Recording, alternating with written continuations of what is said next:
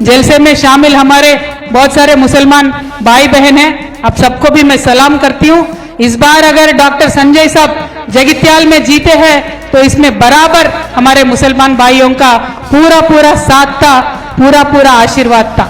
लेकिन आज जीतने के बाद बीआरएस पार्टी को धोखा देके, केसीआर साहब को धोखा देके वो जाके कांग्रेस पार्टी में शामिल हो गए।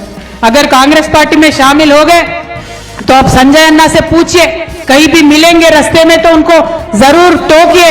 अगर आप कांग्रेस पार्टी में शामिल हो गए तो किसके फायदा के लिए शामिल हो गए? किसी बच्चियों के वास्ते शामिल हुए, किसी औरतों को बेनिफिट के वास्ते शामिल हुए, किसी रैयतों के बेनिफिट के वास्ते शामिल हुए? किसके बेनिफिट के लिए आप कांग्रेस पार्टी में शामिल हुए?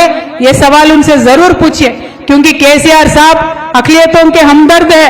उन्होंने अलग बहुत सारे स्कीम बनाए। शादी मुबारक अगर स्कीम लेके आए तो सिर्फ हिंदुस्तान में केसीआर साहब लेके आए।